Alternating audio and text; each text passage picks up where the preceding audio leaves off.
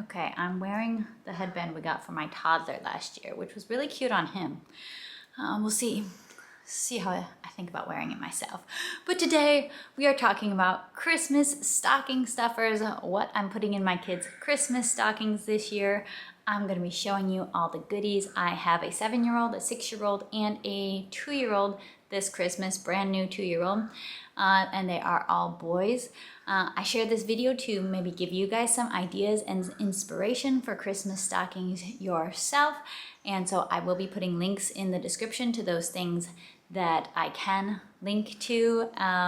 But there are also some maybe quirky or very specific additions to these stockings because they are designed for specific children.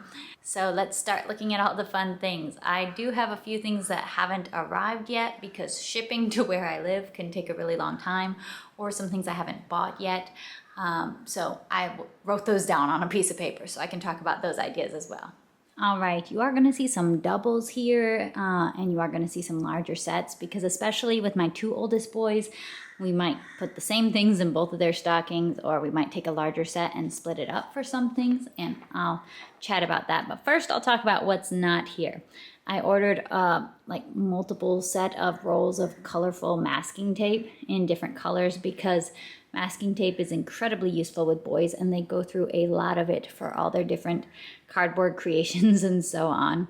So those will be arriving, and it's a multiple pack, so I can divide it up between all of them. Then I ordered a set of a bunch of Lord of the Rings stickers, maybe 30 or so. So Lord of the Rings is a series that we introduced the boys to this year, and they really loved it. My husband really loves it too, so I'm going to give him some of the stickers as well because he collects stickers. So it works out for a great gift for multiple people. Then bandages, Band-Aids. Last Christmas, I gave them boxes of 50 Band-Aids, I believe. And those Band-Aids ran out maybe in late October. So they didn't actually last us a full year. You go through a lot of Band-Aids with 3 little boys. But that is a every year stocking thing that they get boxes of Band-Aids. And there will be candy and treats added in. However, I live in a very hot and humid climate. We don't have air-conditioned homes. So the ambient room temperature is warm enough to melt chocolate if you just leave it sitting out. So I can't keep chocolate that's for Christmas in the refrigerator because the kids will just see it and eat it. So any chocolate, any candy canes, anything like that has to be bought very close to Christmas. Otherwise, even the candy canes will just start getting really sticky and, not really the texture and firmness that they should be.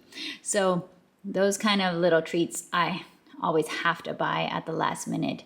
And I will try to do, less on the actual candy side for my youngest toddler, more on the just treats that he likes, at his age, being 2, but it will just be based on what selection of stuff I can find in the stores then. All right, now let's get on to what is here. And this is mixed up a little bit, but I have a couple of Hot Wheels cars for my toddler. The older boys, they kind of, for the most part, have gone through their Hot Wheels phase. We have a lot of Matchbox cars, Hot Wheels. And they wouldn't necessarily feel like they need any more right now, but I wanted to get him some of his own because he just loves playing with their Hot Wheels. So there was no rhyme or reason to how I picked them. I just picked ones that looked cool. And then this, I had not seen these before, but there were a bunch of Matchbox adventure packs that had different little setups, cars with trailers and accessories. And I thought he would really love that because he loves any of the cars that we do have that have some kind of trailer to pull. So there were different options. Yeah, and there were different options. There was like a camper and a tractor with a trailer too. I got the boat one because we already have some tractors and trailers. And I thought he would really like to have something that pulls something.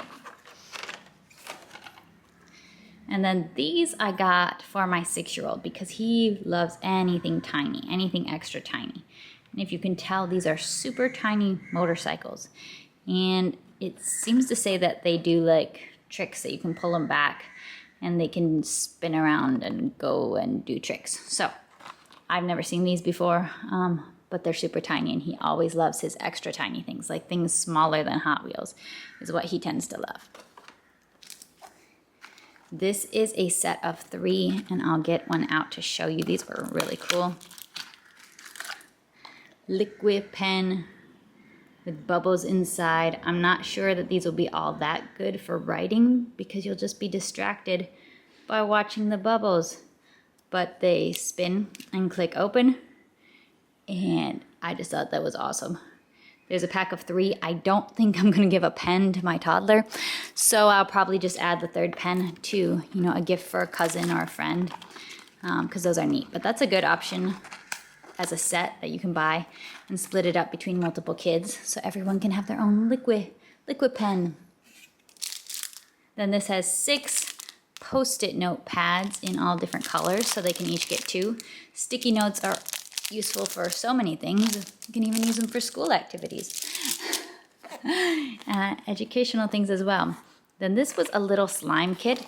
These are not big containers of slime. They're like little, but I am okay with smaller quantities of slime. Slime has become a thing in this house this year.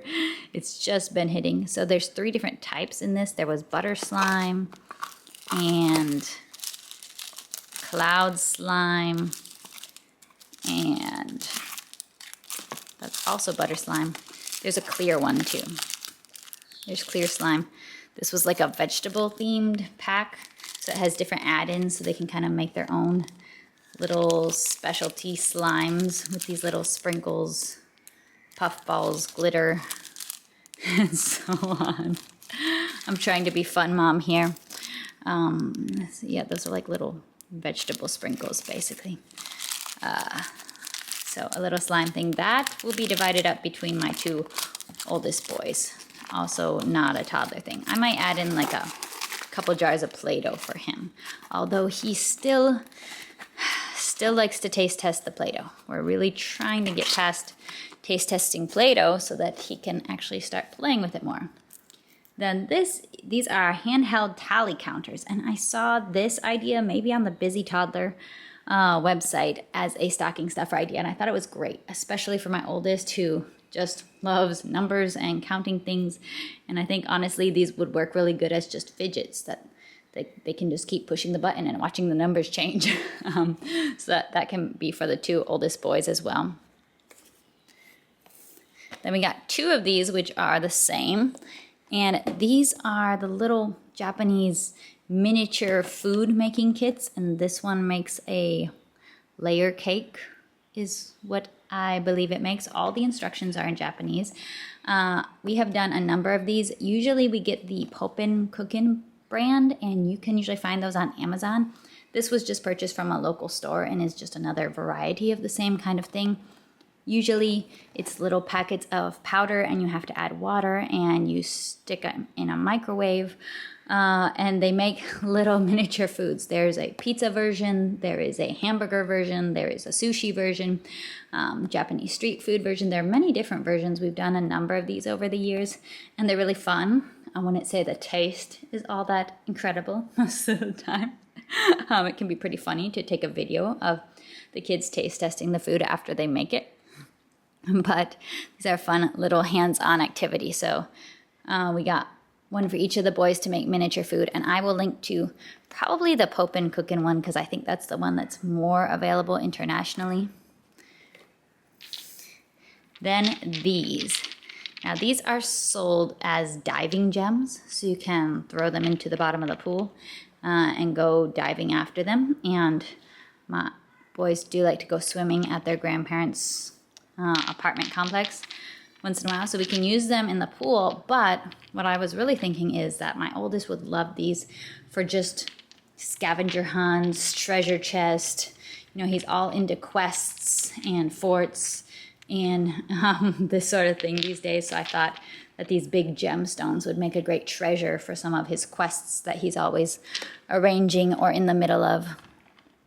And then this, I mentioned earlier that my 6-year-old loves extra tiny things. And I saw these different sets of little extra tiny animals. This is just right up his alley. He does a good job taking care of his tiny things too, that he he doesn't lose them, and my toddler's getting old enough that I'm not as nervous about having little things around the house anymore. Oh, look, it's a little oyster with a pearl inside. So this was a sea creature themed little set. There were a bunch of different sets. I was really like torn on what theme to get him. A whale shark right there. Little miniature creatures. We have a seal. Little seal, but he will just love these tiny little creatures. He usually calls all his tiny things his babies. So I have a new set of little babies to set up and play with.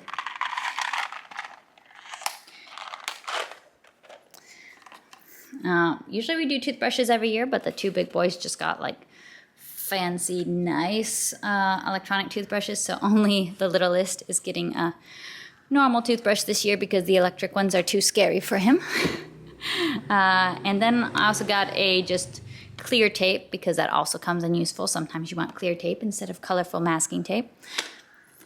The bubbles will probably all go to my littlest one because he's the one who's most into bubbles these days, although I'm sure big brothers will help with blowing bubbles for him, but I think it would be good if these belong to him. And then this was also one that is doubled for both of the older boys, diamond art. They did a couple of these crafts earlier this year. These are small, which I think is helpful at their age. They're not like a big project, but they do take some focus and some attention, some fine motor skill. And these sets had a couple of different animal faces that you can make. And then this. So we haven't really gotten any of the treats or drinks. We usually do put at least one drink with the stockings. And this year we visited the USA, and we went to the Dr. Pepper Museum in Waco. And ever since then, my oldest has had this like special bond with Dr. Pepper. He's just decided that it's the best soda and it's, you know, amazing. Any chance he would have to drink Dr. Pepper while we were in the US, he's like, yeah, let's get Dr. Pepper. But you can very rarely find Dr. Pepper in the country where we live. It's a lot harder to find when you don't live in the US, but it is sometimes found at some stores that will get a shipment, and then usually any foreigners will buy it up really quickly. So when we did see some Dr. Pepper, we got a can for each of the older boys to put in their stocking.